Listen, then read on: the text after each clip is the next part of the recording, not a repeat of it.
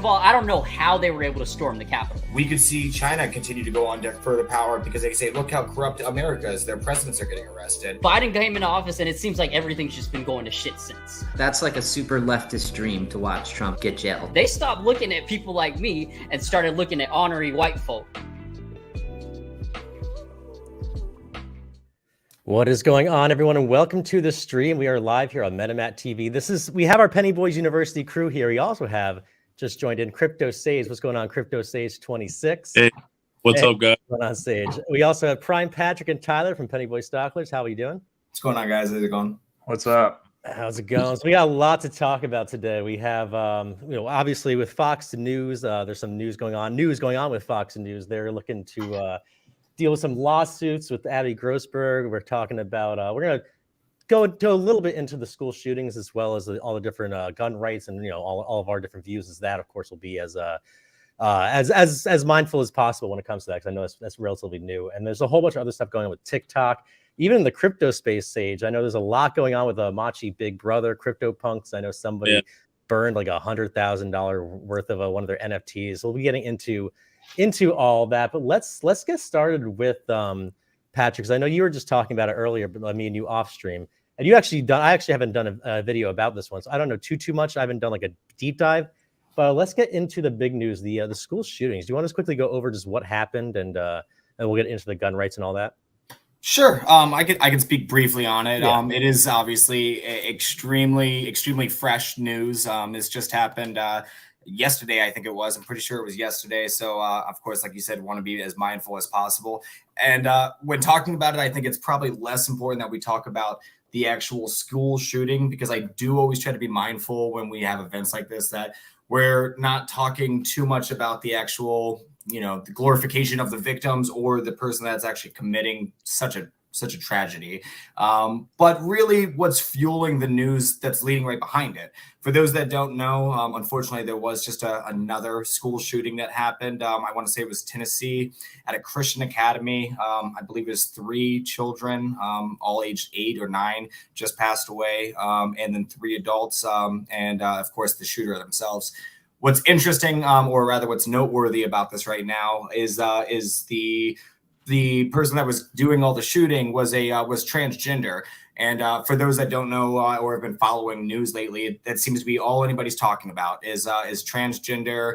Is it a mental health issue? Is it not a mental health issue? And what does it mean for children?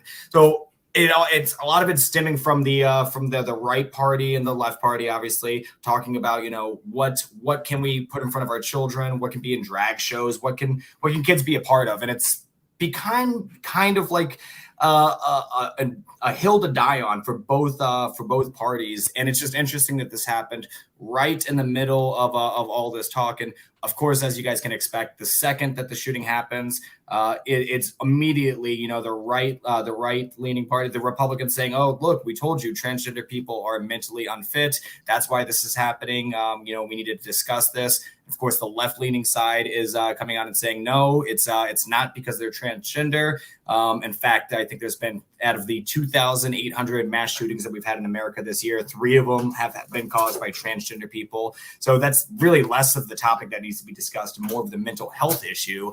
But that's not the talking point anybody wants. They only want to talk about, oh, it's because they're transgender, or, oh, no, it's because nobody should have AR-15s. So I guess I just wanted to bring it up and see what you guys had to say about it, see what your thoughts were. It seems like, as always, when we have a mass shooting, the topic should be, how can we fix this? How can we move forward as a nation? And how can we make sure this doesn't happen again? But like always, immediately that's out the window, and it's, well, like, let's look, who can we blame, and who can we blame, and where do we go from here? So what are your guys' thoughts on it? I mean, you're right. Whenever something like this happens, it seems like both the left and the right figure out a way to make it all about them and why the other side is the one to blame. I know people are talking about, and I'm neither right nor left, but I know that people on the left are talking about, it's the right's fault because of the gun rights, and they call it the GOP gun rights fantasy. Whereas, but like you were saying, I do believe that the real discussion should be the mental health, because that is, I think, the root of the issue. But I would love to hear what Sage or Tyler, what y'all think about this. Yeah, I think it's a mental health issue. Definitely, I think it's a mental health issue. I mean, I'm sorry to say that, but yeah, I just think letting people think they're something other than what they are is just crazy, you know? So I think that's one of the biggest reasons, and also people not treating people like people, you know, should be treated. So that's another reason. But yeah, I don't think it has anything to do with guns. I think guns are good. I mean, guns are used to protect, you know what I mean? They're not, I mean, that's just personally what I think, but yeah. What do you think? What do you think, Tyler? We'll go to you before we go to the discussion. Usually when these kinds of things happen, I try to stay mindful. I think very similarly to Patrick. One thing, every time this happens, I have to tweet or I have to throw out a Facebook post that says exactly the same thing every time. Nothing changes if nothing changes. And I have to reiterate it every time because nothing ever changes. It's literally the same thing over and over and over again. And the problem that I have with it is everybody wants to talk about it. Right. I love talking about it if there's action behind it. Right. But I will always go down with that ship. If you don't change anything, if the people in power don't change anything, nothing will ever change. I foresee the mental health crisis continuing to be a problem. I foresee the gun rights argument continuing to be a problem, probably until I die. And hopefully that's for another 40 years I'm still alive, but I can just foresee that nothing will change. And it's frustrating because kids should not be afraid to go to school. People should not be afraid to go to movie theaters. People should not be afraid to go to malls. People should not be afraid to leave their house. I don't even have kids yet, and I foresee when the time comes around, I'm going to homeschool because I'm going to live in fear because of all this. I don't want to have to worry about my kids going to school. If I'm a parent, I'm devastated. I remember going to school. I'm 30. So like when I was in school, this was never an issue. Like, you know, like now I just went to a school recently. My girlfriend has a child, and there is an elementary school. It's like every single entrance there is metal detectors and this, that, whatever. It's like, wait, is this like a prison? Is this an airport? It is scary. Or like, what is this? A court? No, it's a school though. It's like what? Is it a nice area too? I don't think the kids should have to worry about that. It is scary. I mean, I'm very passionate about the debate. I mean, I love firearms. I also believe in you know, being smart and going and having the training and making sure that everything's regulated. I probably have. I don't want to get into it, but I have quite a few. But at the same time, I think that it's way too easy to get a hold of these things, and I think that it's way too easy for anybody to just purchase one. And I guess that's not really the point of what I wanted to discuss with this, because I love guns, but I also believe in strict gun control. I think the point is exactly what Tyler's saying. I don't see anything changing. I don't see shit actually changing, because then it would not have the talking point, right? We wouldn't be talking about this right now. And I really, truly, not to put on my conspiracy cap, but I really, truly think that if we're talking about this right now and we're demonizing each other party, then that keeps us busy and that keeps us not focused on actual action. You know, just the fact that there's so much vitriol pumped into this, right? I mean, so much lobbyists saying, "Oh no, you can't even report on the CDC can't even study gun safety and mental health at the same time because there's lobbyists backing it." I mean, there's not shit that's going to be done from it until something happens. But what? When is it going to be enough? It wasn't Sandy Hook. It wasn't Columbine. It wasn't anything. I mean, in England, they had one massive school shooting in 93 or 94, and immediately after, giant gun reform. Yeah, in Australia, same thing in the 80s. They had a massive school shooting, and immediately after, massive gun reform. Now, does there have to be massive gun reform for all this to go away? I mean, I don't necessarily think so, but something needs to be done, and it needs to be coupled with mental health policies. You look at countries like Sweden, who has more firearms per capita than America does. I mean, more than anybody. I want to say more than America. I'm not positive on that. They don't have the school shootings that we have. They don't have the continual every single goddamn day, mass shootings. 2,800 mass shootings we've had this year. 2,800 mass shootings in America. You don't see any other country in the world having those. And while we certainly have a shit ton of guns and a shit ton of mental health, we're not the only ones. So why is it only happening here? And why do we always have this conversation all the time and nothing happens? Yep. It's constant. It's just a vicious cycle because, like I said, nothing changes if nothing changes. And of course, everybody, if you want to make that mental health argument, which I understand most people do, maybe change the health laws, maybe change government laws when it comes to health insurance, maybe give people the right to health insurance, maybe have more insurance covering mental health practices. Because I'll tell you, I have pretty good health insurance. Still costs like $250 to talk to a therapist. Like it's terrible. It's terrible. And where's the resolution?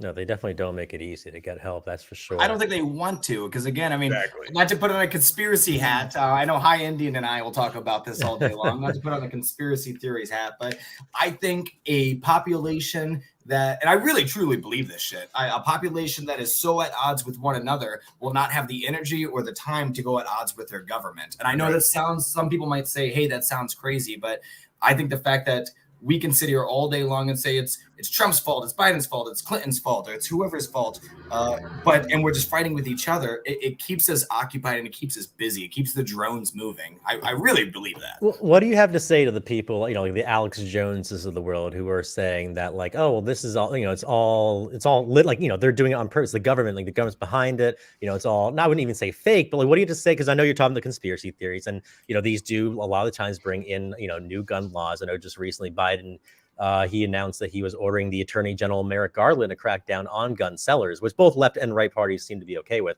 When it comes to that type of gun control, more like a regulation. But what do you have to say to, like, the Alex Joneses out there, the people who are saying that it might be like an inside job or this, that, whatever?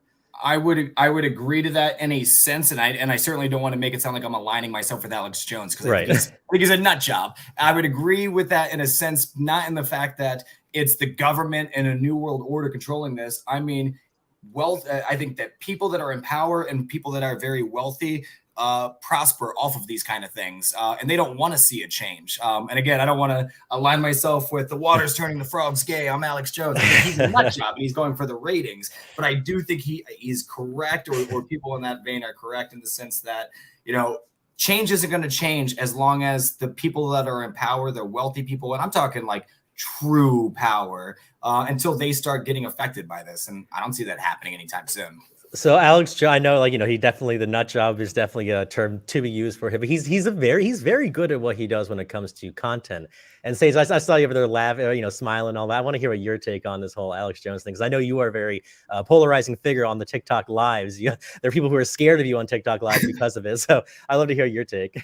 I like Alex Jones. I mean, the dude is, I think he just does shit sometimes just to get a reaction. I mean, I do the same thing, but I actually like him. But going back to the whole transgender thing and the gun laws, I don't think taking away guns ain't gonna stop shit. Because I could just pull up to a school with a different weapon and hurt people in a different ways. You know what I'm saying? So it's like, with what weapon? What weapon can you do that and take out half an elementary school class? And keep in mind, I've got tons of firearms. I'm for it, but what?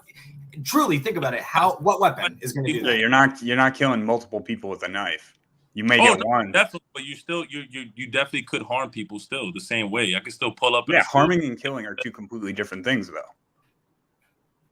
Yeah, but you could still hurt people the same way. I mean, not the same way, but it's not though. It's not the same way. That's the point I'm trying to make. The real big thing is just the mental shit. That's really it. It's like, what's happening to these people? Why are these people doing these things?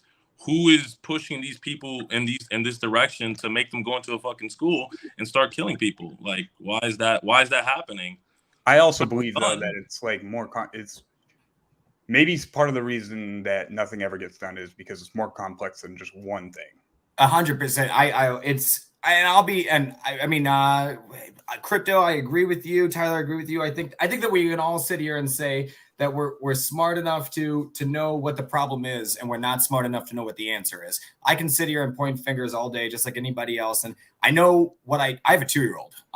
I literally just we went to an event not that long ago, and the entire time I was there, in the back of my head, I was thinking like, hey, anything could happen, and that sucks. That sucks that I think that. 100%. You know, I did 2 tours in Iraq, and I thought I put those kind of days behind me where I thought anything might happen. You know, and now I've got a 2-year-old where I'm thinking that.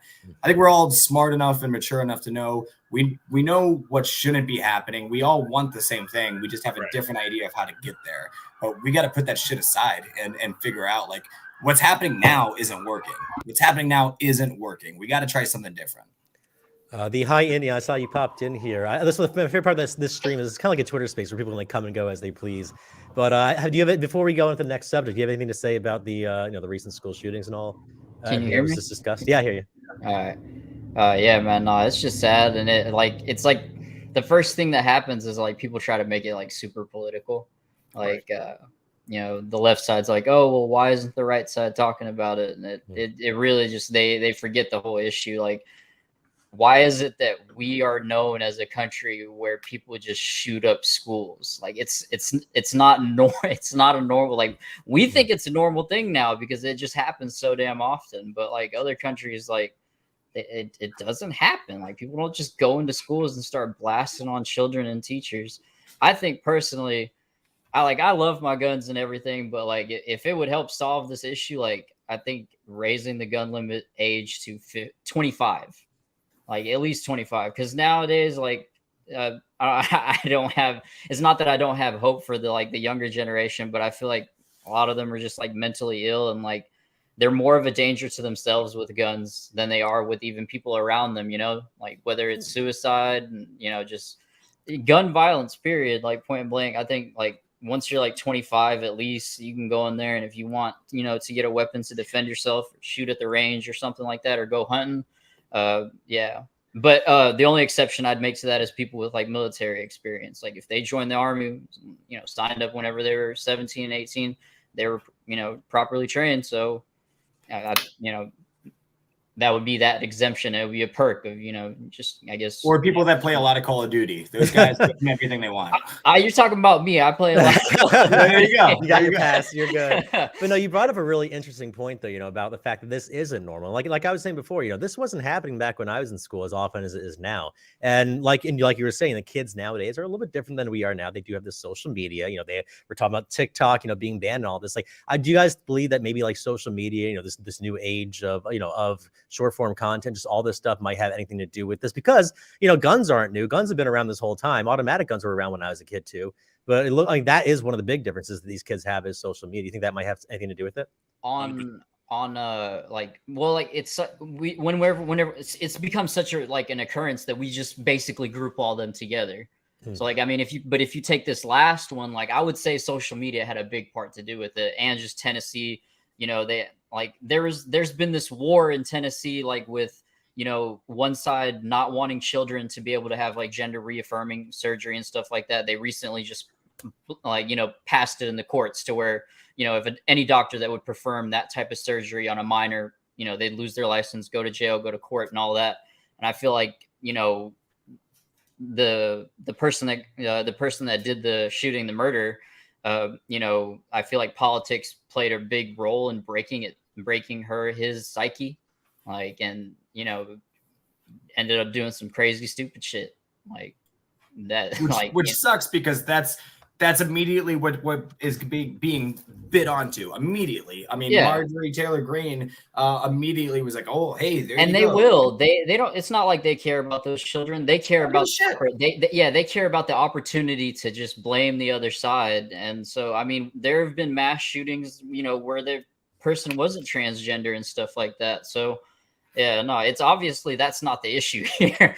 Like, they need to figure out. Like, I don't even care if it's posting up, like, there are a lot of veterans out there without jobs. We talk about, homeless veterans. Why can't we just post 3 of them up, give them a decent paying salary, and like, they'll just be chilling at school protecting these kids? Like something like it has to be possible. It can't be like just like We're the only country in the world that has this issue on a reoccurring basis as often as this is. I mean, I know it. People know it's like you see it on Twitter. Like we get roasted. It's like, oh, America had another like shooting in a school. Like, but one thing I will say is like I was born in South Africa, and one of the reasons like my parents like were so adamant on leaving as soon as they got the opportunity to come to America is because of the crime.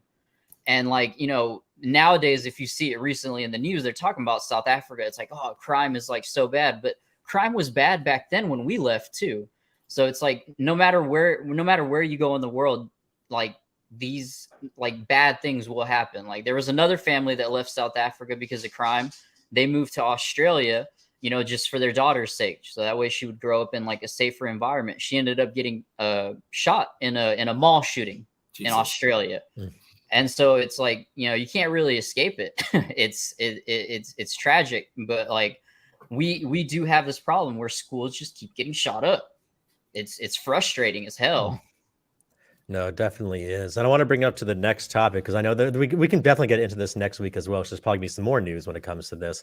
But, you know, I know that, you know, Tyler, you were talking about, you know, how you are hoping to live a, you know, nice long life. You know, you're saying something like, you know, another 40, 50, 60, something like that, you know, 80 years or so. But Vitalik Buterin went on, he was on like a podcast, I believe, of sorts. He was saying that he wouldn't be surprised if people who are born now, are going to live to see the year 3000 with the way the technology is advancing. A, do y'all think that's going to happen? And B, what would that look like? You know, having kids, you know, our kids, or, you know, in theory, you know, living to see the year 3000. Like that's a long time. Do you think that's even plausible? Possibly, you think Vitalik Buterin, you know, the founder of Ethereum, you think he's a genius when he's talking about this? Or you think he's out of his mind? I hope not. I'm done now. Yeah, like I don't even want to go to work. Like when somebody says, "Oh, like I'm 34 now." I'm like, how much longer is this gonna be, guys? Like, can I just tap out now? Like, it's enough. Like, I'm tired. Y'all think it's possible though? I mean, it could be possible if all that you know, brain chip nonsense and whatever else, like moving you into a newer body, whatever Elon Musk is working on next. Like, I guess in theory it could be, but would it be you? I don't think it would be you. That's interesting. Like there's no way that our bodies, I mean, our bodies aren't going to make it. Our bodies are a machine, right? Our bodies are an organic machine. There's no way that our bodies can do it. So that's a really interesting thought. You know, it's like, are you still you if you're just transporting your consciousness from one consciousness to another? You know, or is it just a clone of you carrying on? I mean, is it still you? That's interesting.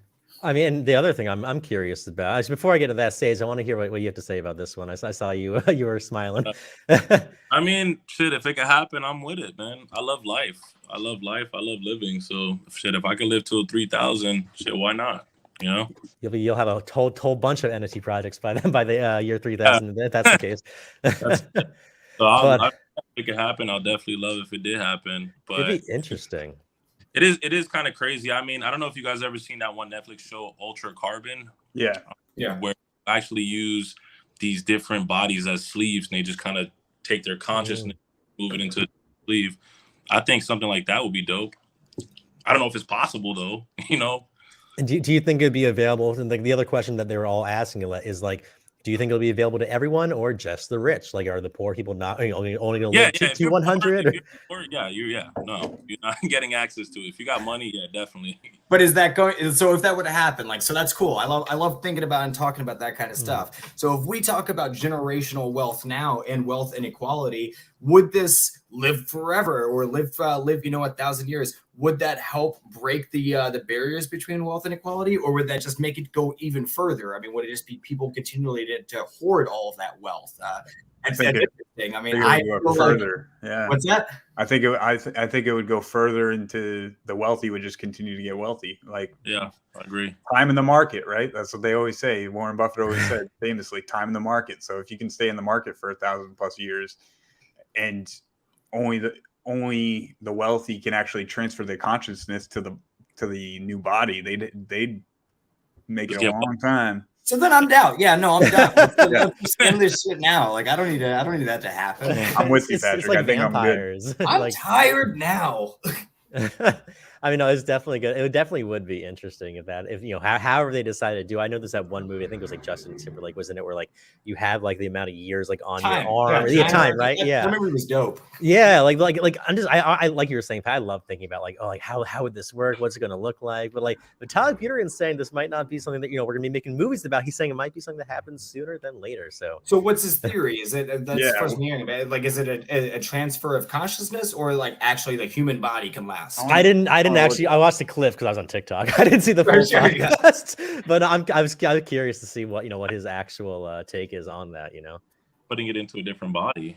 I feel like something will happen and we'll just stop using, like, because we're at like what, 2023 now. I feel like I don't know, we just collectively decide it's like, hey, it's the year 3000 now. Like, he's not. I don't think he means like, damn, like we about to live, like, you know, all of us. Well, not all of us, but you know, maybe people that are like super wealthy or live long enough to see that technology, like to where you can be immortalized somehow. Like, I don't think he means like that. I don't think he means you're about to live 999 years. I think like something might change, or like, you know, they might decide it's like, hey, it's the year 3000. We're just gonna stop going by 2023. That's less exciting. I could just say anything. Yeah, basically. I mean, they changed the definition of a recession, so well, there you go. Why can't we change the year? To a more light note, have you all seen the new logo for Pepsi? They just recently unveiled a new logo. I used to work for. No way. You said you worked for Pepsi? I used to work for Pepsi. Yeah. How was that? Was that a fun experience? Yeah, it was a good job. It was a great job. The great people that worked there. I used to be a merchandiser, so I used to basically just drive to like Walmart, Publix, and just stock up the shelves. That was it. That's awesome. So yes. Pepsi's changed their logo. Are they going to change their slogan from "Is Pepsi okay"?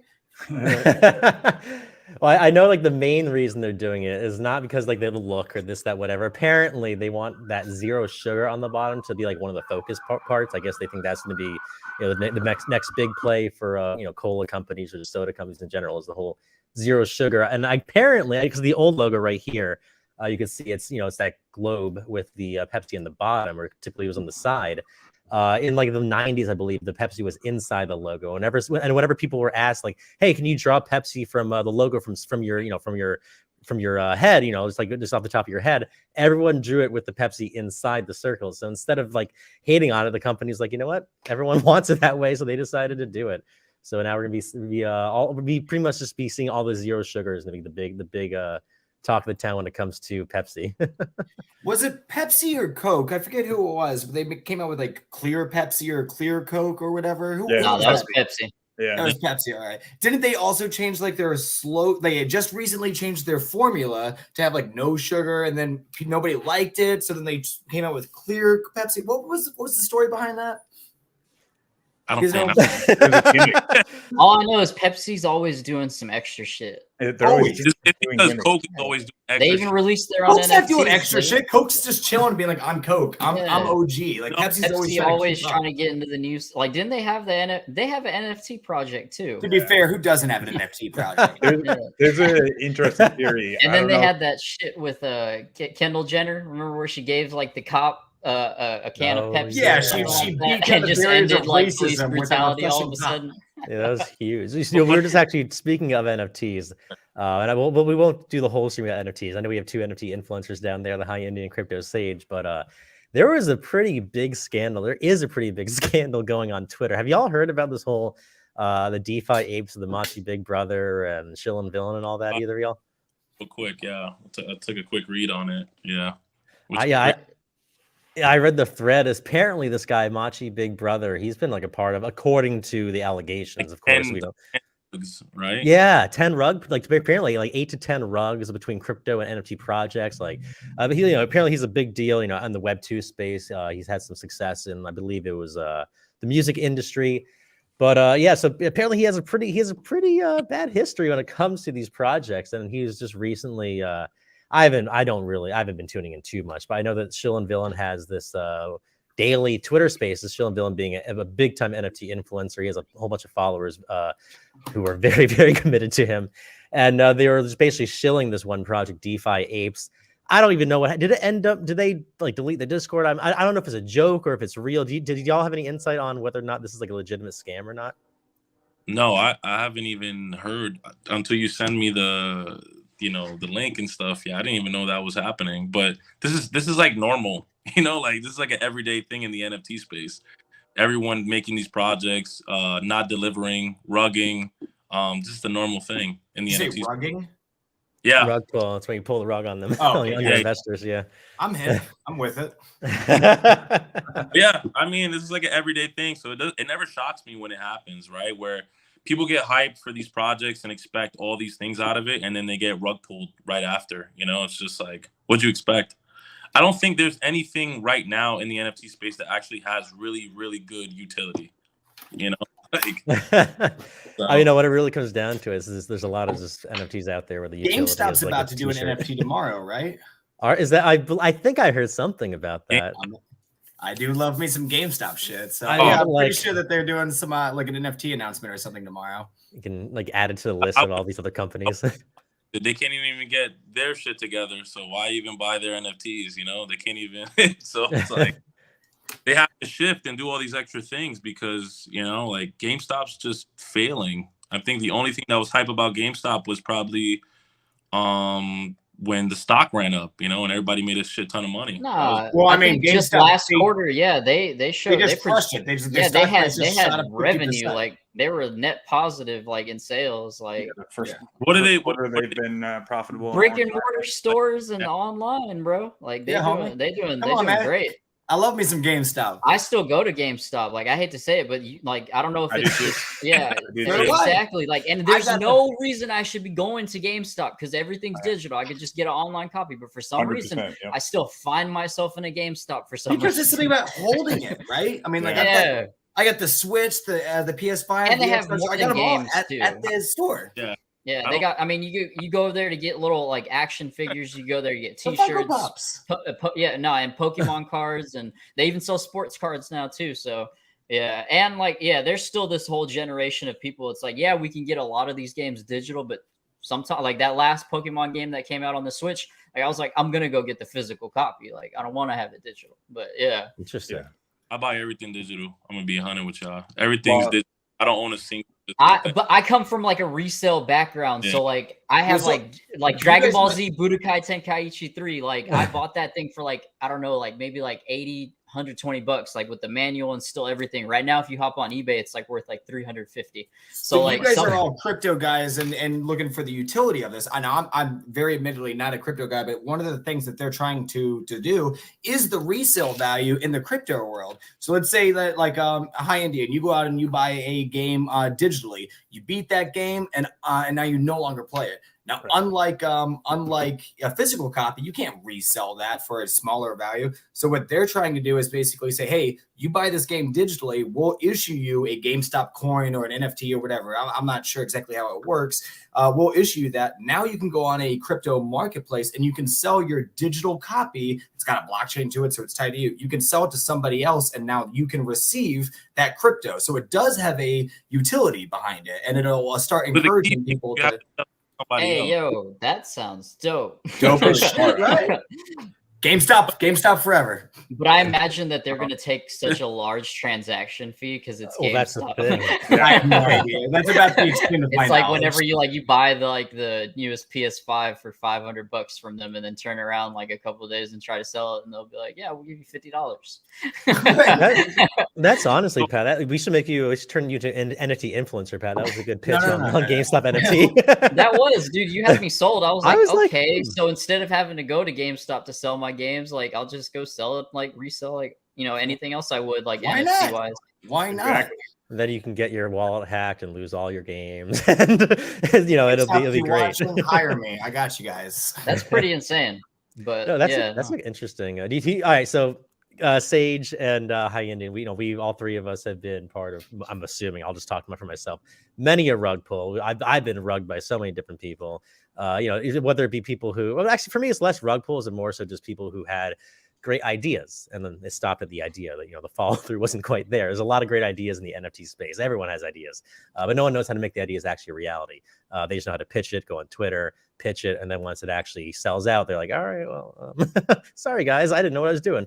But so like GameStop, obviously, a legitimate company, but we've all, all three of us have seen a lot of big companies coming into the NFT space. Oh my God, so and so is coming in, this big company, and then nothing really happens of it. Do you think this is going to be legit, or just another, like Coachella or something like that? If he explained it, yeah, I think that would be big. If they do it the exact same way that he explained it, yeah, I think it would do well. But don't gamers hate NFTs? Do they? I have no idea. Oh yeah, that's what I heard. Absolutely. I mean, I'm a Real- gamer, and I don't even really understand how it all works. I'll be fully honest with you. Yeah. I remember everyone, they're all like, all the real gamers, like, oh, these NFT, like, no matter what, as long as it has NFT on, they're like, oh, it's gonna fail. It's a scam. Like, NFT just has a very bad rep. Like the name of it, like when people hear NFT, they just, oh my God, this scam. Well, when you've got guys like Logan Paul scamming people out of it, I mean, it loses its. I mean, I admittedly, I'm an old fogey. I love trading stocks. I love trading options. I don't really understand how NFTs work. And just the fact that the connotation behind an NFT now is, to me, Logan Paul scams tons of people. Like, all right, well, that seems even less trustworthy than Silicon Bank. Like, that's the same thing everyone thought about crypto in the beginning. That's the same shit. Everyone was like, "Oh my God, crypto's a scam." It's the same. NFTs are going through the same. And to be fair, I mean, crypto hasn't had a great name behind it either. I mean, look at FTX. Yeah. I mean, and again, I'm an old fogey. I mean, I wish that I had a better grasp of it, but coming from a layman who does have a very strong grasp on the financial institutions, the only thing I recognize these things with is corruption and rugging, as the kids say. So to me, like it's got to change if it ever wants to be taken more seriously. Yeah, I agree. I think the technology will be here in the future. I wouldn't be surprised if those three letters NFT are not going to be a part of the the Web3 ecosystem in like 10 years. Or collectible. It's just it's just easier to understand when, like, if you go to someone's NFT, like, what's an NFT? You have to break it down. Non-fungible token, right? But if you say a digital collectible, I could clearly, like, an average person could understand what that is. Yeah, it's like, okay, I have this Batman collectible. Right. And then you basically say it's just digitally. It's a digital collectible. It's something that you have on your phone digitally. That's just easier to understand than an NFT. People need to know exactly what it is. Like, that's the beginning and end of it. Right. Like, the best marketing ploy on the planet is people knowing exactly what it is by name. Yeah. I did want to say something about the Logan Paul's national treasure. He's only a national treasure right now in the WWE. In the WWE, he's killing it. Hey, I heard he's doing great in the WWE. Logan Paul is killing it. Absolutely. Good for him. Good for him. I mean, like, I think the whole Paul, I'm so behind the times on these things, but I think the whole Paul thing is the Paul brothers are completely ridiculous and idiotic, but good for them for marketing themselves. I mean, goddamn, did they not just go from YouTube prank losers to household? Here we are. I'm talking about them. I just run a plumbing company. I don't even know anything about them. Right. And it doesn't matter the industry, whether it's, the podcasting, the short form content, wrestling, boxing, like these guys are all. I had no idea they were in the WWE. He's just Logan though. Yeah, just Logan, but he did pretty well. He right now. Good for them. You got Prime Energy too. Yeah, Prime. Yeah, better. With just Jake signed Paul. a deal with the UFC, like crazy. Oh yeah. Prime has the UFC, and I mean, Jake Paul has that Better app, which is the sports betting. Speaking of Jake Paul, I know him, Lindsay Lohan. I think it was like Lil Yachty, Soulja Boy, Akon, Neo, and adult film star Kendra Lust were all involved in a pretty big crypto scandal. I believe that the majority of them reached settlements to the tune of around $400,000 with the SEC. SEC is starting to kick down. That seems pretty like much all the doors. Change. Well, yeah, for them, what's that? Yeah, like he got paid a couple. Well, besides Soulja Boy desperately needed that money. Yeah, he's probably hurting right now after that. But he got about $10,000 just for a tweet.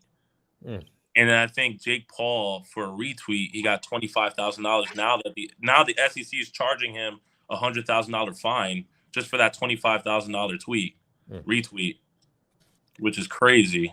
Yeah, apparently they didn't disclose what they were advertising when it came to crypto. So it's not like they like created a project and like rug pulled everyone, but they were influenced, kind of like the FTX thing. Like, you know, there's a lot of influencers out there who are starting to worry. They're like, oh crap, like I made a video about like these 4 projects that are no longer here. Am I gonna be the SEC coming for me? Like there you go, Sage, right? Like I mean, like, I personally have too. There's a few projects I was like, oh, this one's gonna do well, and it didn't, and now I'm like, oh. Should I take that? I'm not gonna take it down. The main thing is it's what they didn't disclose it, and that's like the biggest issue. Like, and I think like after like I'm not gonna say that like the SEC is helpful or anything like that, but Gary put a video out there. Gary Gensler had put a video out there, and like he basically explained how you're supposed to disclose like if you own a security. And so if they're calling Tron a security and the SEC is not clear on what a security is when it fucking comes to crypto, and which is a pain in the ass. But if you are getting paid in a security, and assuming that they labeled Tron a security, you're supposed to like, not only like are you supposed to put that it's like a paid promotion, but you're supposed to disclose the amount that you got paid. So it's like How do you do TikTok though? Like, how do you? No, it's simple. Like once you understand, like once they actually fucking made it like clear, it's like even if you're not sure if it's a security, you can still like disclose that it like, you know, like it is. So it would cover all bases. So like let's say I have what's the name of this pod called? MetaMat TV. All right. So let's say I have MetaMat token, like the like a cryptocurrency, and it is a security or it's not a security, but MetaMat is paying me to be on this show and like shill his coin or whatever. And so like I would basically have to tell people like, hey, this is a paid promotion. I got paid in MetaMat token. This is how much he paid me, which is equivalent to, you know, X amount of US dollars. And then, yeah, from there, like, I don't know how it would go about selling. Cause like, even like when you look at stocks, like you see whenever like, you know, whether it's a politician or like a ETF group or whatever the fuck it's called, like you see like whenever they dispose of stocks too. So like, you know, you have to like officially put out there, it's like, hey, I sold the X amount. That's when that's when shit starts getting unclear. So you're just like, let me not do it anyway.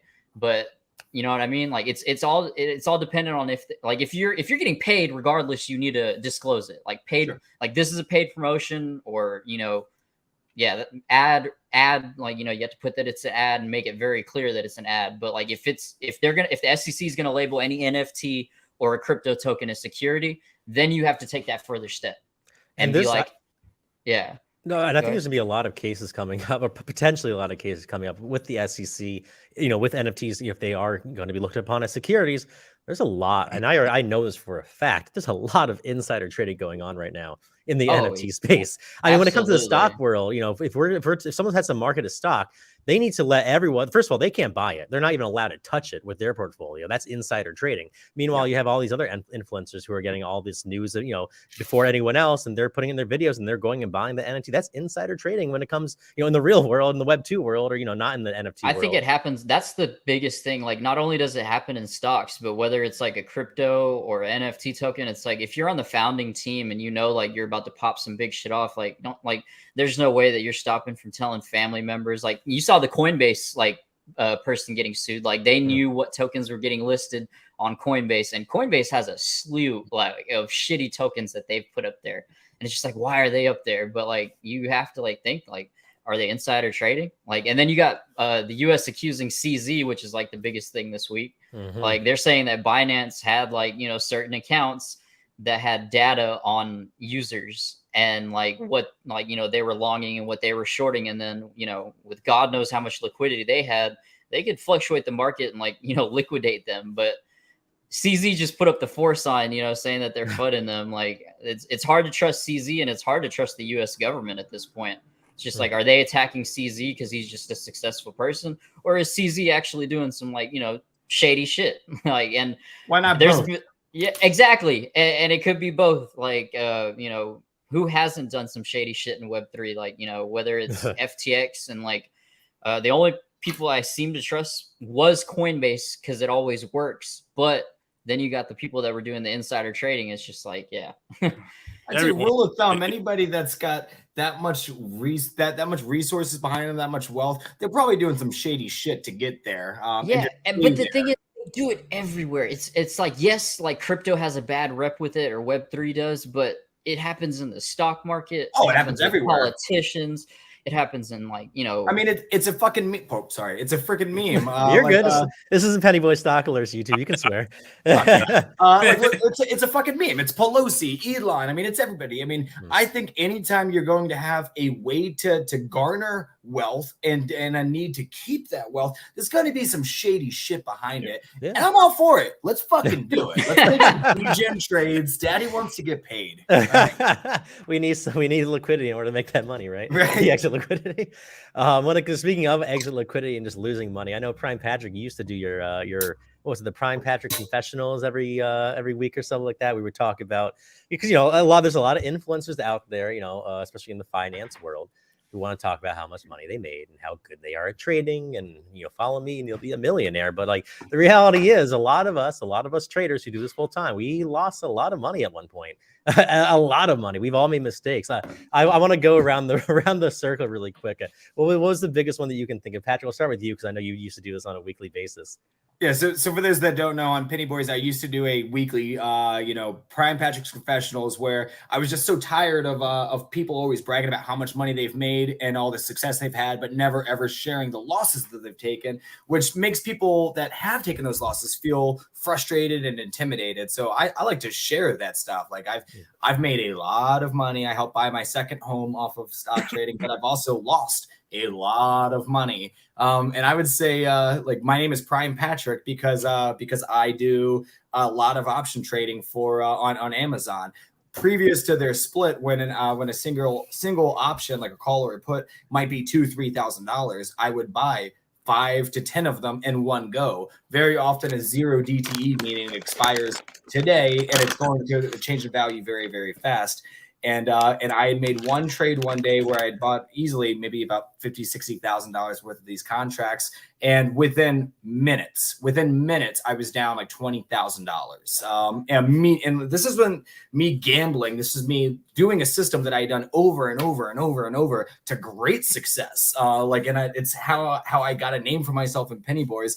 And just one little mistake, not paying attention, having too much BDE and getting too cocky with myself. Literally one click of a button, 2 minutes later, down $20,000. And it was the worst feeling in my entire life. I immediately sat down and said, what the fuck am I doing with myself? Who the fuck am I? Like, I've got 20 grand just to gamble away like that. That's the word. And that's how it usually is. People make a lot of money. I know I was talking to Easy Eats Bodega. He's the influencer in the Solana ecosystem, the NFT space. And he was talking about how, before NFTs, he was a degen crypto trader, and he, turned like 2K into 500K. And then, in a matter of 6 to 8 months, and then in a matter of one day, lost all of it. And like that, for me personally, I doubled my account in a month. And then I literally lost all the profits and then some in one day. So that happens a lot, so the emotional roller coaster, that is trading. With stock trading, it's a little bit different because, you're actively making a trade. Like I feel like a little bit more responsible when I lose in the stock trade, because I'm buying and then I'm selling. I could have set a stop loss, is that whatever. With NFTs, there are a lot of ways to make money that it still might be your fault, but it's not because you made a bad trade. One of which, of course, is either a scam or getting your NFT accidentally burned. I don't know if you guys heard about this, Sage or the High Indian. We'll get to your stories as well. But this guy, I think his name is Brandon Riley. He paid 77 Ethereum for an NFT, and then he accidentally burned it. $129,000 CryptoPunk NFT. Now, what does that I mean? feel bad laughing. Burning? Like, I know what burning, basically he got rid of it.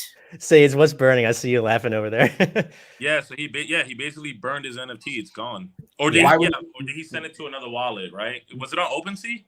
Did he send it to a burn wallet? I think he was trying to wrap it. It was Punk number 685, and he was trying to follow these instructions, and he ended up, according to him, destroying a third of his net worth in a single transaction. The comment section. Why is that even a possibility? I mean, I understand trying to limit liquidity, or like shorten the amount of volume that's out there to make other things more valuable. But the idea behind an NFT is there's just one, right? Am I wrong? Yes. Yeah. So why is there even a possibility to do that? That's a good question. Sage or High End, do you want to take this one? Go ahead, High Indian. Spit it. You there? Hi, Indian. I think you're muted. But so basically, like sometimes people will burn it. Like if they get a NFT that that they might think it's a scam, they might burn it. Or typically you won't touch it. But a lot of times people are burning them because they let's just say I'm a founder and I want to burn an NFT because I want there to be less NFTs in my collection, because now less NFTs means that there's more people who are going to want it, because there's less of them in theory, Yeah. If there's a million of them, people don't want them as much as there's like 20. So a lot of people do burn, their own collections, to make it, a little more rare, scarcity, this, that, whatever.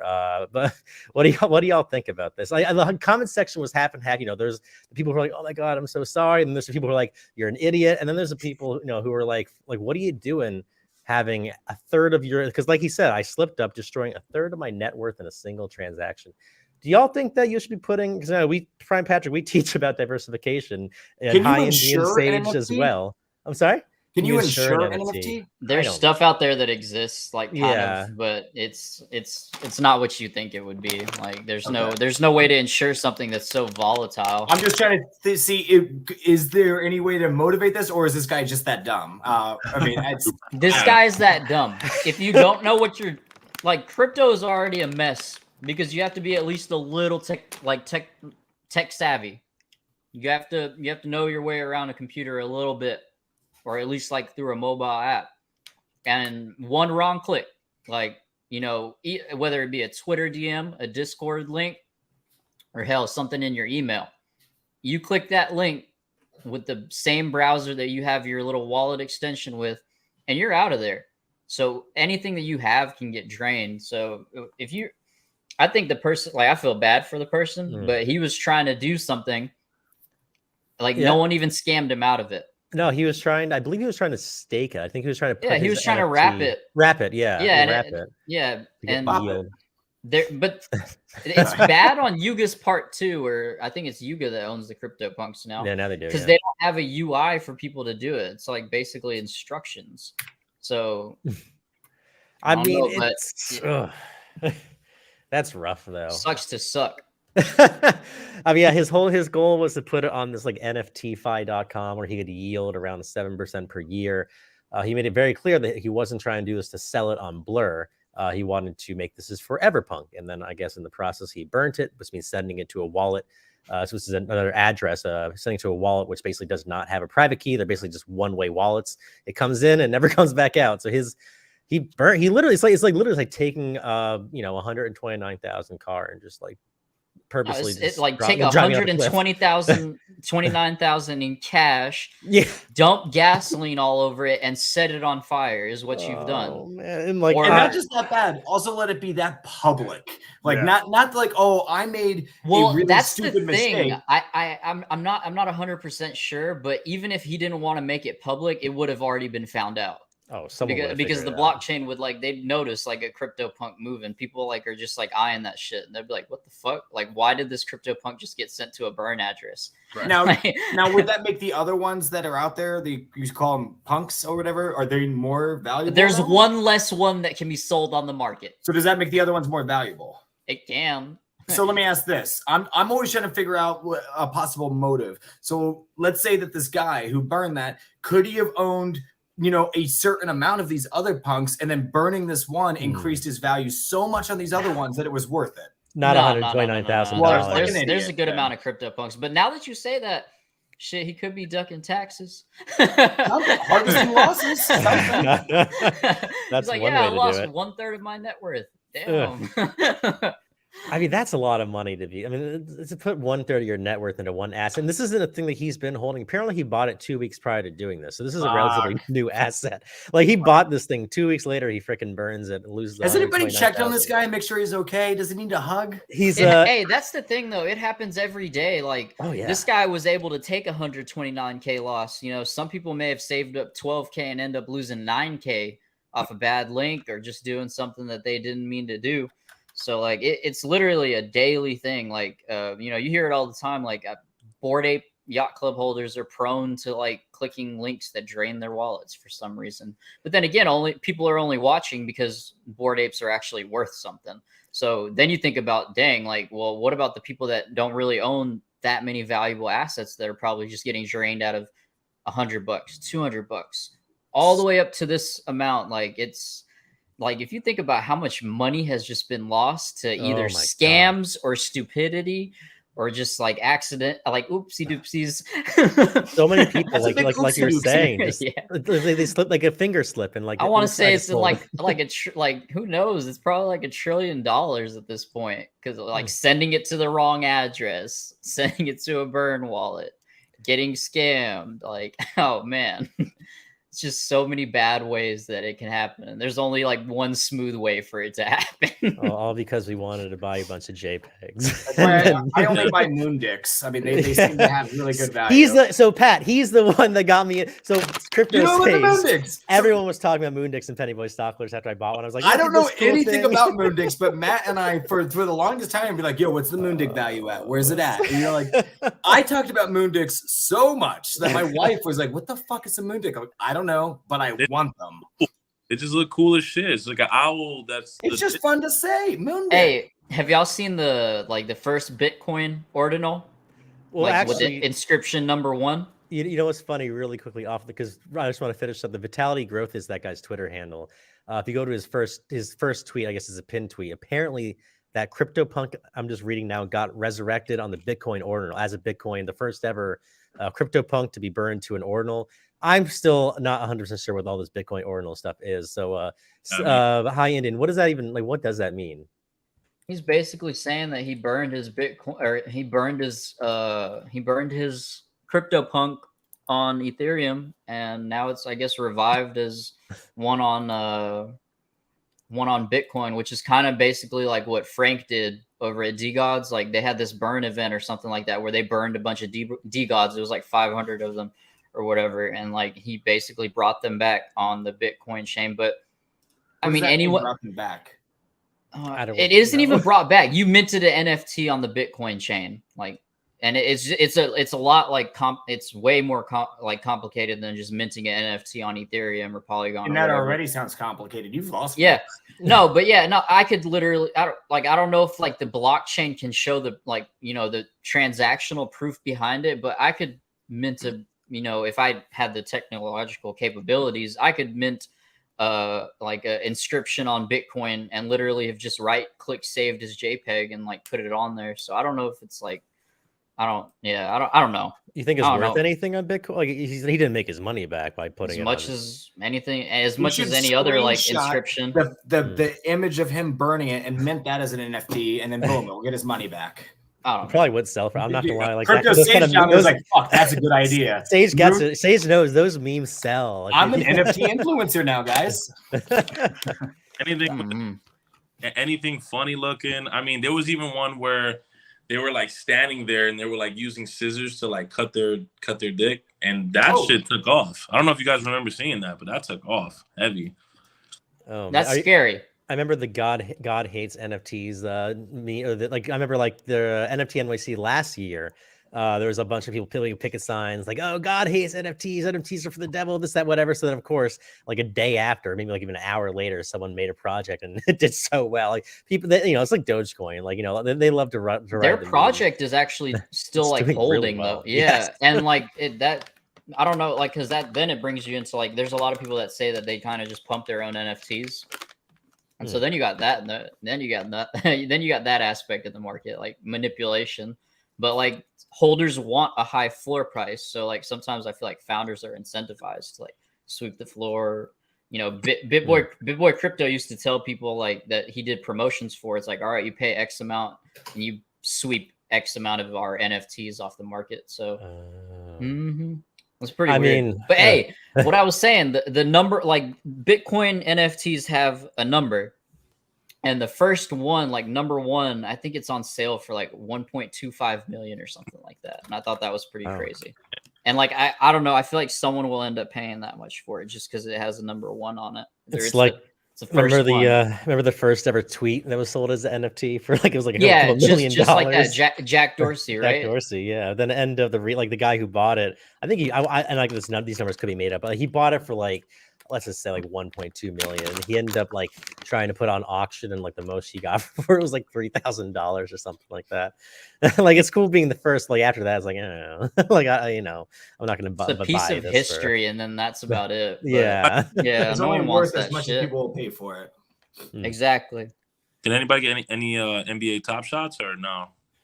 I have a No. couple. I don't know how much they're worth though.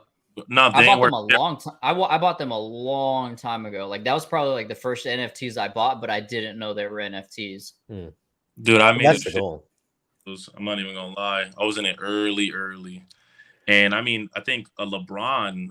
I think the most I made was like 10K on a LeBron Top Shot NFT. That shit was crazy. They were worth a lot. I've seen ones that I wanted, like for Luka Doncic and stuff like Yeah, that. And they were Luka- just like, at that time, I was just like, "There's no way I can afford this. Like, And I'd for- rather go buy a physical card." And And for I those who did. don't know, Crypto Sage, he's always early on these crypto trends, which is why we're in talks with having him come help out a little bit over at Titan Trading. We're gonna be doing some fun stuff over there. Nice. You coming yeah. to Find Titan? out. I need to find out what DGen group he's in. Come join us at Titan. You can join in too. It'll be a party. I'm like known as one of the biggest degens on the Penny Boy side, and Bitcoin Jay has been trying to get me to come to Titan forever so I can degen over there on the Titan side. And one of these days, So I'm coming what's over. it? Wait, what's okay? So who's with Titan and who's with Penny Boys? It's this. I mean, it's our sister. It's the same thing? company. Yeah, well, Titan's the crypto basically. So Titan's where like the degens, the crypto people live, and then Gotcha, Penny gotcha. Boys is Web more three. like a professional. Yeah, I mean, I'm at the first, professional one. I really should have been over in Titan this whole time. I'm pretty sure. Like I'm the one that's doing crazy leverage stuff on our side. I'm like, dude, like don't, but do it, but don't. I've always wanted to, but I just can't bring myself to do it. It's like whatever I do, the opposite happens, and so I can't finish unless I'll I'm even doing sit 100 there and times do the leverage. opposite. Like I'll be motivated. It's like, all right, yeah, I'm gonna short the shit out of this stock today, and I'm gonna buy a put option. And That's like me, I homie. literally sit there and right before I buy it, I'd be like, no, I'm gonna change my mind because the opposite is gonna happen. And Now, it doesn't work. MetaMat will see. Like I'm routinely, and like don't get me wrong, I get plenty of losses also, but at least once every other week, like I'm getting a daily 1,000% runner, doing leverage. It's the only way I can finish. I mean, it's if I'm not completely over leveraged, never mind. It's not even worth it then, right? Do you do it while you're like out there plumbing and stuff like that? You just be on your app? I don't actually. I just run the company. I don't actually go out there and do plumbing anymore. But I Okay, used to. no, I Yeah, I hear you. used to just be straight there, plunge in the toilet. I'm like, oh yeah, 100 times leverage. Let's go. we had there's a someone who's a mother, like I think she like was, or no, she was pregnant, and I think she had a whole family, this, that, whatever. Like, everyone's like, oh, you need to be staring at the charts all day, you can't have a family, you can't have a job. This person turned $2,000 into 1.3 mil trading options contracts, which is very similar to leverage trading. To me, I'm a degen at heart too. That's why I love NFTs.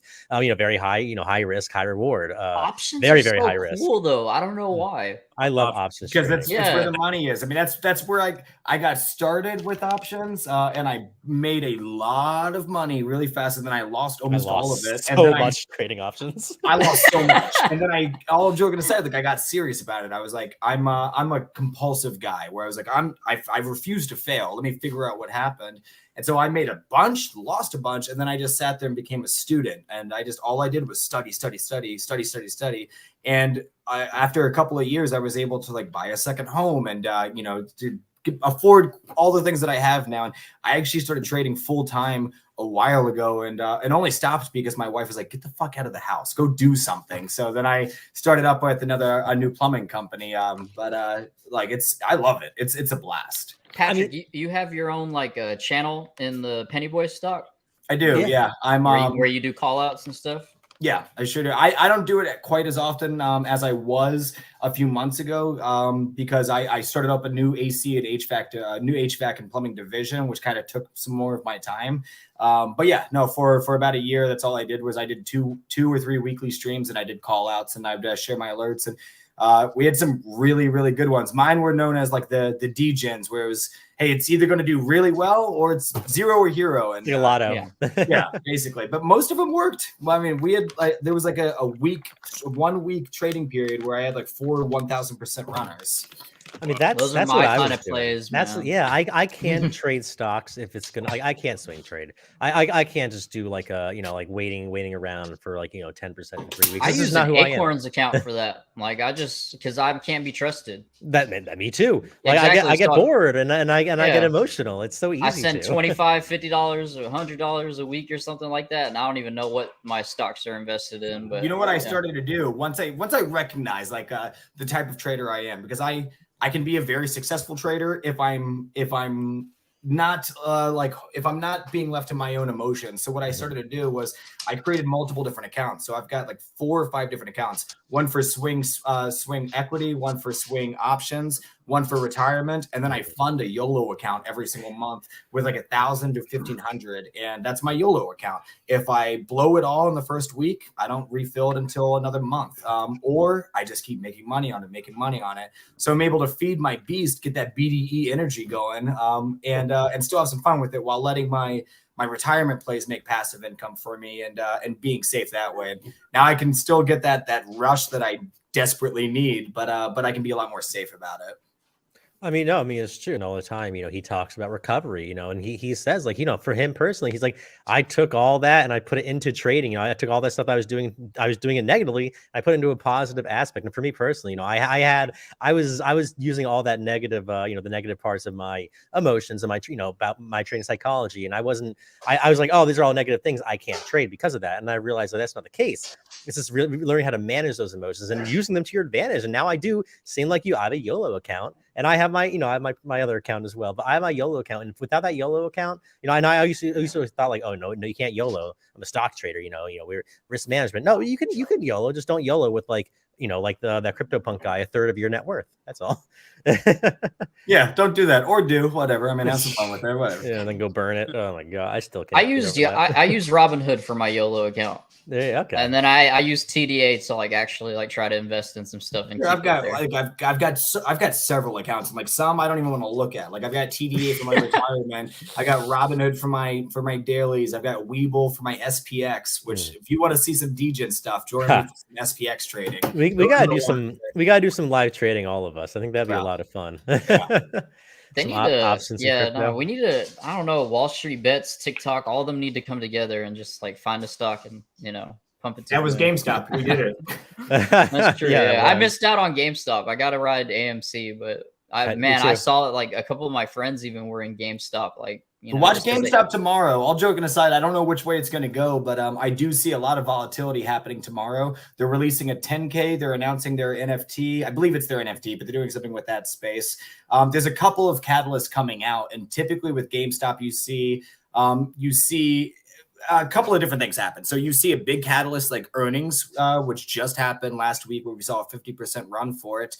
Or like when they announced their stock split, it went up like 70%. The very next day it dumped down.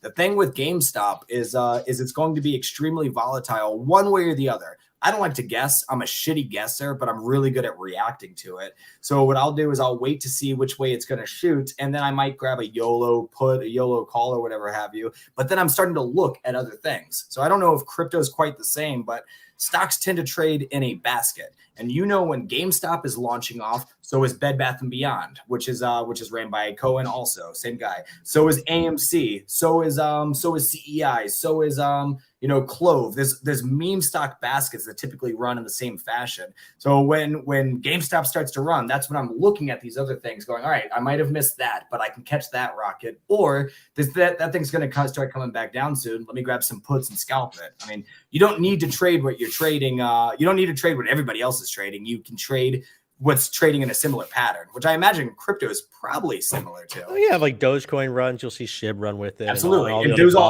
trade in a similar. It's crazy because it's news that'll pop it off too. Like with Doge, it's like if Elon tweets, you can expect it to go up like a few percents. And then most recently, like Luna had a massive pump because they arrested Do Kwon. Oh man, it's ridiculous. But no, yeah, I know what you mean. Like, because I used to be in all those like meme stops. It was like if GameStop was running, so was AMC, Clover, and like all these other SPACs and shit like that. Oh man, what was that one, like I think it was like a makeup company, but like it was like a super DGen play, and it ran up a couple of dollars and people made a lot of money off of it. Wish I could remember the name. I know there's so many of them. I mean, like I love, and so like what we're talking about this whole time is current events. When I'll be the first to admit, when it comes to stocks, I'm not the best chart reader. Probably better than like the average person, but like in Penny Boys, there's so many people that are better than I am.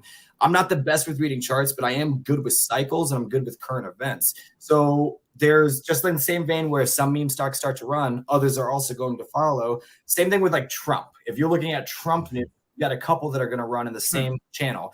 DWAC, which is the SBAC for his True Social Network. That's going to, if that's running, so is Fun, PHUN. So is RUM, RUM. So is a couple of other ones. So those are what you start keeping an eye out for. So when all the news was like, Trump might get arrested, I said, I called it out on a stream. I was like, hey, keep an eye on DWAC. The very next day, it ran for like 17, 20% or something like that. You got to find the things that are trading in a similar channel. And even if you miss the one trade, there's probably some that are going just beneath the radar that's about to launch off.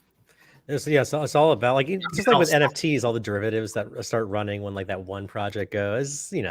Everyone wants to make money, and especially when it comes to news. News is is for the emotional crowd. News thing comes out, and then everyone wants it to go up and up and up. A lot of them are pumping their own bags, but news definitely brings out the emotional crowd. Everyone's a degenerate gambler. Yes. Like, and it like you can call us degens, but at the end of the day, like these hedge funds are gamblers. Like these the banks are gamblers. Like the crypto It actually exchanges came are out gamblers. not that long ago that a ton of like a lot of more than we want to even know. It's kind of scary. Big time hedge funds are actually trading a shit ton of SPX, which is a leveraged form of SPY, trading a shit ton of SPX 0 DTEs, meaning zero or hero. And they're trading them often and trading them heavy, which is terrifying because if they have a couple of bad trades, it's a domino effect. So we're all degens for sure. But they're on a greater scale. Yeah, that can affect all of us. Yeah. Tyler, you're from the New York area, I believe, right? No, Rhode Island. Oh, Rhode Island. I know you're like on the same side as I am, like near New York. All state around. I know when it came to that was a bad segue then, but when it comes to New York, I want to get a little bit back into the current events before we finish up the stream because I'm really curious about what you guys think about this. And this is just for New York, but I want to get into what it might happen, how this might be a slippery slope. So New York Democrats proposed a 4% tax on Netflix, Hulu, and Disney Plus, as well as other streaming services, as well as a possible 50-cent increase on ride shares like Uber and Lyft. They're trying to do this in order to basically stop themselves from having to raise the fare rates for the MTA, the trains, and the trains, buses, and all that kind of stuff. They might be raising that 5.5%. This is the way of combating that is basically by taxing Netflix and having charges on Uber. So I know none of us are from New York, so like for us it's like all right, well, whatever. But and I was talking about this in our Friday stream last week with the other stock traders from Penny Boy Stock Alerts, like Pat is over here. And we got to thinking like, all right, so yeah, I'm not from New York, doesn't affect me now, but what if my state decides like, hey, well, New York is doing this and it's working out. Why don't we just start taxing our people on their Netflix subscriptions and their Uber and all these luxuries that they have now, and that can pay for different things that taxes are currently paying for. I personally, I'm kind of worried about that. Like what if we start seeing Netflix, Hulu, Uber, and all these luxuries, all these new apps, start being things that we now have to pay, start getting taxed, start going towards paying for infrastructure, this, that, whatever. And I love infrastructure, but I think our tax money, we're already paying enough taxes as it is. I think personally, I wonder what you guys think about this, and what you guys would say if you were from New York and hearing about this potential hike on Netflix, Hulu, Uber, and all that. That's just standard New York shit. New York don't want nobody to win, bro. You know what I mean? That's why you can't even buy crypto in New York. I was born in New York, so I know. I mean, it's just standard New York shit, always trying to kill people over there. But hey, that's what people want, Yeah, I think they're just going to pass it down onto the people. Like that's what it seems like. Put a 4% tax on these corporations. Well, everyone's Netflix, Disney, and Hulu bill. And Uber, no, it's not on the corporations. No, there's 4% taxes on it's us. It's us. It already is us. And Uber, a spokesperson for Uber, already went on the record. And it hasn't been passed yet. The Uber spokesperson goes, you know what? I know it hasn't passed yet, but I'm gonna let everyone know that if this does pass, it's gonna be on the people. It's not. They're like, we're not gonna be picking this up. This is gonna be on the people who are taking the ride. So if I'm paying for Netflix, Disney, Hulu, or getting an Uber, I'm gonna get charged 4%, like an extra tax, just for this infrastructure. For the streaming services, it'll be 50 cents per Uber ride, is what they're saying. You can't even watch. Look, now you can't watch Netflix anymore, bro. You know what I'm saying? Pirate. That's right. Pirate everything. No more Game of Thrones for us. I mean, Yeah. that's just nuts, yo. You- But I don't know. Like, I wouldn't be mad if our taxes actually went to useful shit. Well, that's Like, the if like our taxes could prove, it's like, hey, we're taking all this money from you and it's actually working. Like, we don't give a damn about infrastructure. Like, they come out there and talk about, it's like, oh yeah, we're gonna build better infrastructure. Motherfucker, build trains. Like, build some damn trains. Like, where are they? Fucking bridge. We still got the trains just carrying coal and stuff. It's like, no, trains should be carrying people, like, and like in rapid time, like, and they're supposed to do it. Like in Texas, there's supposed to be one from Dallas to Houston. I remember them talking about one, and I think people in California got taxed for it, for the one that was going from like San Francisco to LA. And it's just never getting built, or like, there's always just some problems. And yeah, I'm pissed because I like if our taxes actually went towards healthcare and like all this other good stuff, and like we actually can see it. It's like, yeah, it wouldn't be as bad. I wouldn't be mad about paying it, but it's just like they're going to tax us and nothing's going to change. That's my thing. Is I personally don't want to be taxed for watching The Walking Dead or Breaking Bad or something like that. Like, I don't get it. Especially, and in this case, it's going to the MTA. New York's a very big state. Not everyone in New York is using trains and buses, especially in upstate New York. Like I like you say, I was originally from the New York, Queens area for me, and so there people are using trains all the time. But I have family up in Buffalo, up in upstate New York, up in the woods in the Adirondacks. They're not using trains and buses, but they're going to be paying for. I think, and of course, that's a slippery. There's a lot of taxes out there that we pay that we're not all using. But I think that this could definitely. It's already been met with some mixed reactions. I'm curious to see if this does get passed. What people are going to have to say about it. I know people are also pretty angry. This will be the last topic before we close out, because I know we already hit the hour 15 mark. So I love these conversations, especially, all of us, we're used to talking about stocks and finance and they're doing education. It's fun to be able to let loose a little bit and talk about politics and stuff like that we can't normally talk about, on our platforms. But TikTok, we're all TikTok, or the majority of us are TikTokers. We're all in social media. We're all in with you kids. I'm old. You're a YouTuber, then, I guess, is what we can call you. Here you are on YouTube. But I know everyone's talking about TikTok isn't going to get banned. Is it not going to get banned? The Biden administration is also talking about it. They basically stated that TikTok. Basically, they said that TikTok's going to be banned if TikTok does not basically give up, the ByteDance, which is Chinese owned, doesn't give up their doesn't split off from the US area of TikTok, basically. So they want, like, the ByteDance have nothing to do with the US sector of TikTok. Otherwise, they're saying we're going to try to ban it, which of course is going to be very hard. I know that they've already had all these lobbyists, a lot of former Biden, people who were on his camp at one point, during his elections. A lot of them are now lobbying for TikTok. AOC, I don't know how y'all feel about AOC, but she posted her first ever TikTok about TikTok, bringing up some of the lawmakers' concerns about data breaches, basically saying that banning TikTok is not the answer. The answer is trying to figure out a way to protect users' data, because like right now, like Meta, Facebook, Instagram, they're doing some fishy stuff when it comes to our data. So I'm curious, to you, High Indian and Crypto Sage, you both have Sage, I believe it's like a 60 to 70K account, the High Indian like 115 to 120K followers on TikTok. Those are big accounts. Took a long time to build, I bet. And a lot of, I know for me, I was posting 3 a day every day, weekends too, just to get myself up to 15K. And it's a rough life out there when it comes to the taking it seriously. What do you think about this whole ban thing and the potential of this happening?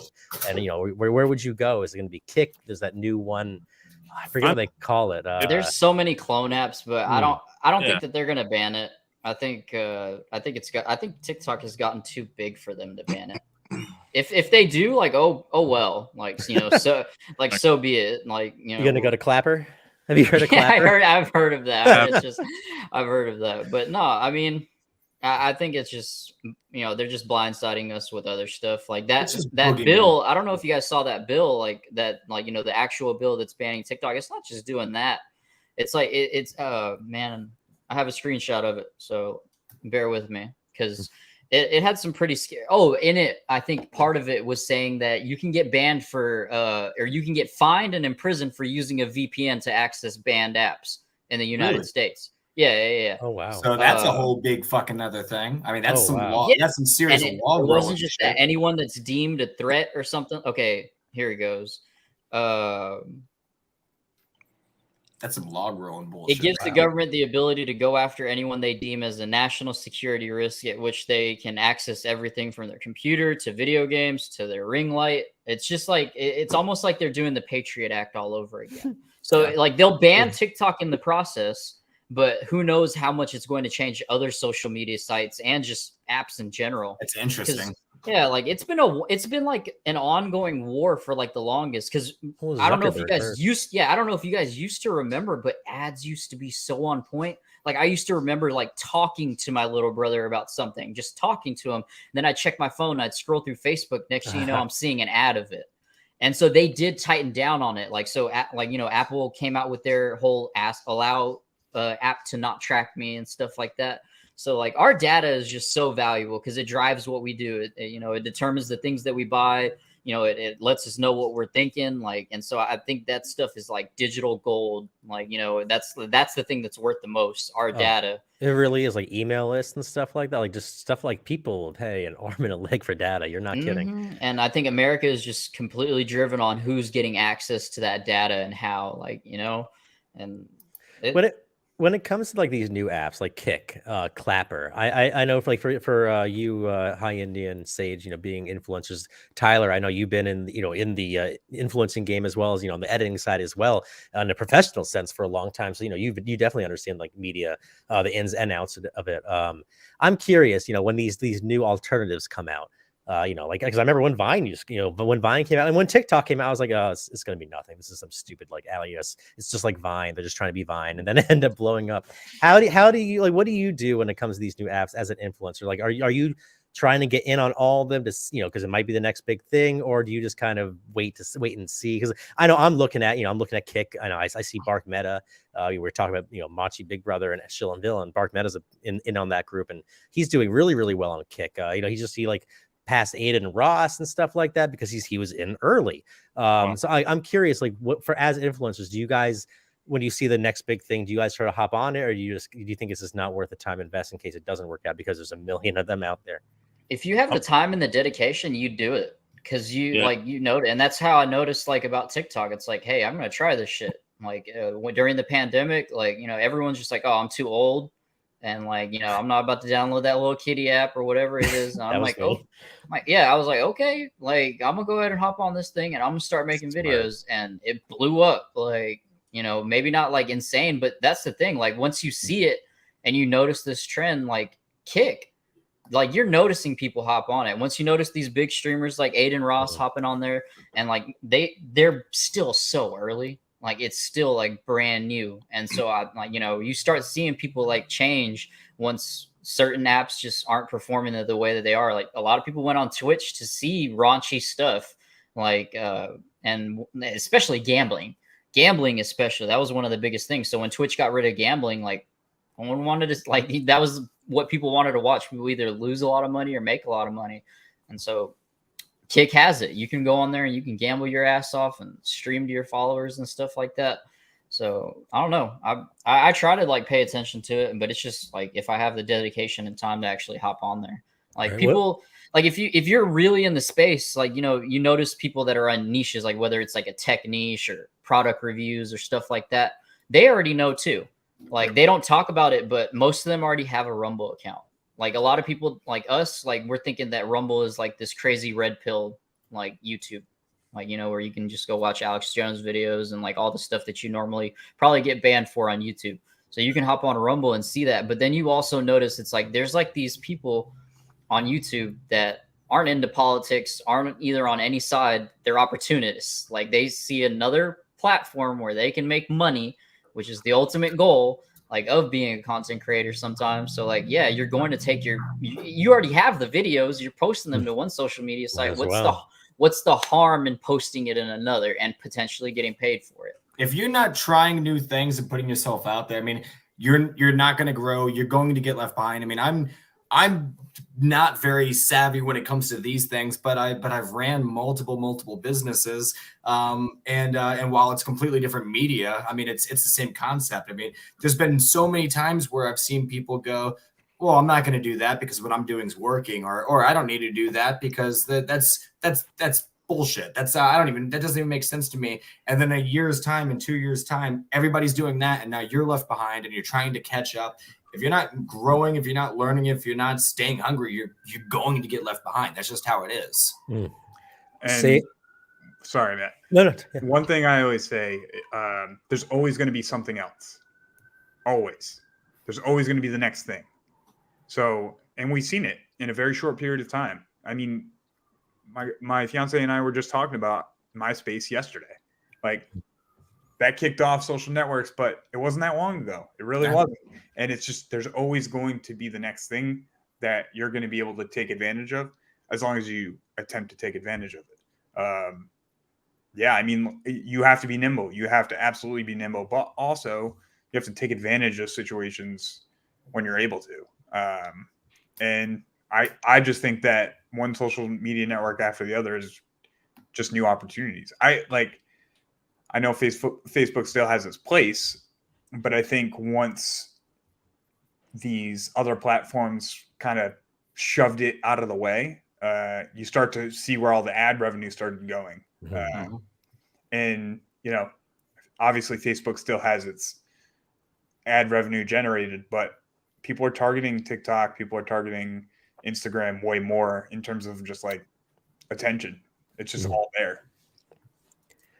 Yeah, I know TikTok. It's it's not the easiest app when it comes to monetization. I know a lot of people when it comes to TikToks, the TikTokers are making their money off app advertising, and marketing, and getting clients not just from the TikTok monetization. Yeah, I mean, creator marketplace. Top of mind awareness. I mean, have your finger in every single revenue stream. Have your finger in every single whatever's going to get you in front of people. Whatever's. Right. I used to. So I run most of you guys don't know this. I don't know if any of you guys know this. And when I was in Florida, I ran a different plumbing company. I did a TED Talk podcast based off of what I was doing during COVID. Did that bring me? I mean, it was very cool being able to have that opportunity. But did that bring me any revenue? Hell no. But that got my name out there, my small plumbing company's name out there, and we got tons of money off of that. Like, always be looking for something. No other plumber is going, oh, shit, Can I get on TED Talk? Can I get on TED Talk's podcast? How can I turn this into something? Why not? Why not try? Right. That's pretty cool. Yeah, it was cool. It was a lot of fun. I bet. Yeah, TED Talks. So for those of you watching, we also have the website here, MenMat TV, if you want to check out the podcast after the fact. We also got the blog over here as well. The most recent thing that we're talking about, and I actually put it in the thumbnail, so we had to talk about this really quickly, is Fox News being sued. I believe that it was Abby Grossberg suing Fox News for allegedly coercing her into providing misleading testimony. Pat, I know that I believe you were talking about this one earlier. Do you have any insight on this one? Sure. I do. And I'm going to have to get off soon, so I don't want to get into it too much. But basically, Abby's got involved in the whole Dominion lawsuit. Dominion is suing Fox News for 1.8 or 1.6 billion with a B dollars for defamation for the whole saying that Dominion stole the election or helped the Democrats steal the election. And Dominion's name is basically being ruined. They're never going to be able to function in a campaign again or have voting machines out. So they're going after them. Now, once they started going after them, of course, discovery had to happen where, certain text messages and emails went out and became everybody's, everybody could get access to them. And then they started to see everything that the actual pundits and correspondents were talking about. Tucker Carlson coming out and saying, that this was BS, not the lawsuit, the fact that they were saying that Dominion did that, and saying, no, of course the Dominion didn't do that, but it's going to raise viewership. Carlson coming out and saying that he absolutely hated Trump. Hannity coming out and saying that it was a bunch of BS, that Dominion didn't do this, but they needed to protect their news network, so they were going to say these things. It all kind of harkens back to 2020 when Fox News themselves were also sued by a different entity for defamation, for something else, and they were specifically targeting Tucker Carlson. And Fox News's defense, and they won off of this, was saying, "Hey, no reasonable person can believe that Tucker Carlson's reporting the news. It's only entertainment. It's not real news." So that's basically what Abby is saying. And I mean, Fox News already came out and said that that was accurate 3 years ago. So I don't know how this is any different. So weird. Yeah, but I guess basically, like, she was saying that they told her, their lawyers told her to say this in court, and now she's changing her mind and saying that, oh, I know I said that I trusted Fox News reporter, Fox News producers, but now I'm taking it back. They told me to say that, and instead I don't trust them. But I believe she I forget the exact wording that she called them, but it wasn't nice when it came to the Fox News reporters. Before we do, we were saying, we are that now 1 minute 30 mark. Anything else on this one, Sage or Tyler, high and in, before we wrap this one up? Fox News, all the news, it doesn't matter if it's CNN or Fox News, like they're all just up to the same bullshit. It's just pushing one side of the agenda, or every rare blue moon they'll come together and try to trick us into some other bullshit. Right. I think them coming out and saying their entertainment speaks for itself. I agree. I'll leave it at that. That's a good way of putting it. Well, I do appreciate everybody, and there's Patrick for you. I do appreciate everybody coming on. High Indian Crypto Sage, Prime Patrick, and Tyler. Prime Patrick is going to be like more of a reoccurring guest on this. I believe the High Indian also said something about that as well. But this is an open invite for anyone, in the Web3 stock space, or just any space in general. This is your chance to come on, if you're an influencer, content creator, to come on and just talk about the stuff that you might not be able to talk about normally on your channel. So we will hope to see you next time. This is every Tuesday, 8:30 p.m. Eastern. But as always, until next time, we hope that you all make some bread. First of all, I don't know how they were able to storm the Capitol. We could see China continue